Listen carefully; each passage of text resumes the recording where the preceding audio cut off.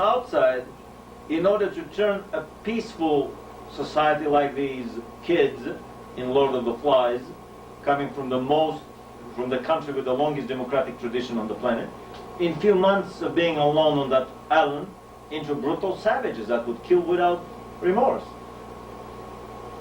People are afraid to accept reality in these shades because it tells them that their, how should I say, their enlightened, their cultured nature is just a thin veneer over a brutal beast within. This explains how people in Germany were deluding themselves that, well, maybe there are a few hundred or thousand Jews in these recreational facilities with the barbed wire, when there were thousands of camps all over Germany. In the same way, Russians were deluding themselves about what was going on beneath the surface. And in the same way, people in the Western democracies are deluding themselves about what goes on in the underground Frankensteinian factories of the illuminated empire. Very important books on the KGB that I don't have a slide of them yet, by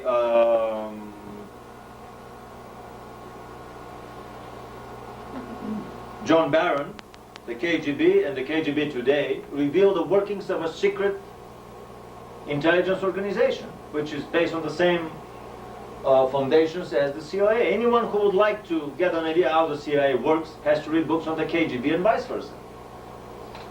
It turns out that for all these 50 years, there was another organization way more secret than the KGB that nobody knew anything about in Russia, the so-called GRU, the military intelligence organization, the intelligence branch of the general staff. It was so secret that not only cops, but KGB operatives in Russia would not know of its existence. Cops in Georgia were stupid enough to give registration license plates to their cars that were GRU-whatever number. They didn't even know that this is the name of one of the most secret organizations. In Russia, in Stalin and Brezhnev years, if you mention the name GRU, they would beat the hell out of you till you tell the name of the guy who told you. And one by one, through beating them up, they would come to the GRU operative that probably got drunk and gave out the name. And then he goes out through the chimney. That chimney is the only way a GRU official would end his life. When they die, they are draped in a coffin with flag, and they are given funeral with all the military fanfare, but they go through the oven and the chimney. They are never buried because through dental charts and this and that, a person can be traced to some famous politician under a different name that lived in Western Europe or South America. When they screw up and talk too much, they die, but they are burned alive. And the induction ceremony of a GRU agent starts with a black and white film of such a live burning of a hapless somebody who talked. A brilliant book by Viktor Suvorov called Aquarium. I greatly recommend that to everyone who's interested into the conspiratorial view of the illuminated empire. These books would greatly help anyone to understand how the secretive organizations work inside the Soviet army and inside the Soviet military intelligence. Any book by Viktor Suvorov, like that famous Suvorov guy that beat the hell out of Napoleon. Viktor Suvorov. You can find them in any university library. Talking about disinformation, there are brilliant books on Soviet KGB and GRU disinformation campaigns. And they would help anyone to get an idea how the local spin control program works, how the Illuminati spin controllers in the United States work.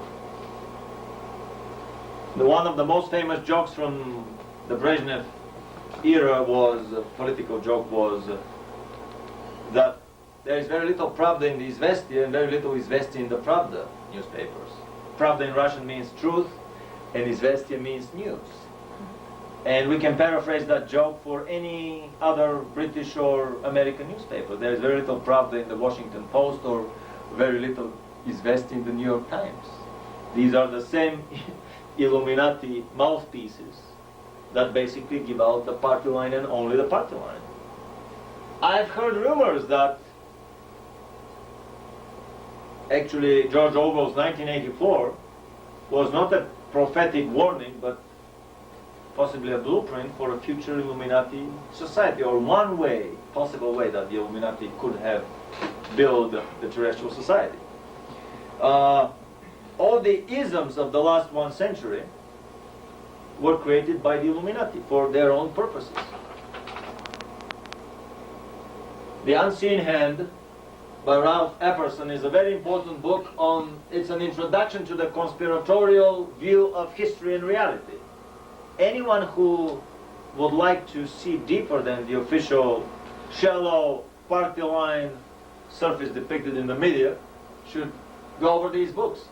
None dare call it conspiracy, a brilliant book about the secret levels of banking and Illuminati elite behind the secret government, secret political government, that run this country.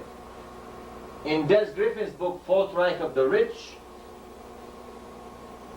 I got the shock of my life when I realized that all of, aside from the Illuminati paying for all the wars of the last 3 centuries in order to load the government credit card and to live happily ever after on the interest payments, it was the Illuminati that paid for the creation of the first Communist International of Marx and Engels, that financed Marx to write his Capital, Das Kapital, and that basically the Communist Manifesto, this 40-page of political program and blueprint for the World Communist Movement and the global communist revolution that was eventually to engulf the whole world.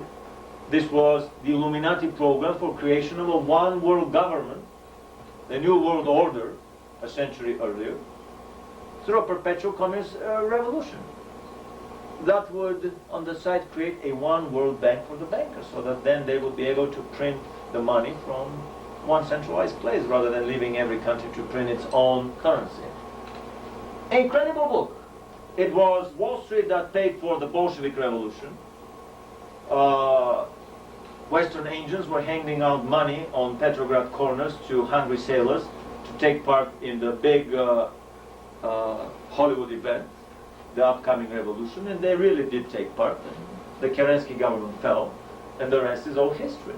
Trotsky was the bagman for Wall Street, and all the money that was secretly funneled through the Armand Hammers and through the other actors were used for propping up of the Soviet regime. In the 30s, the Russian ministers were living with their suitcases packed because the situation was so desperate. They were waiting to be evacuated to the West anytime. Anytime. They were living with their suitcases packed.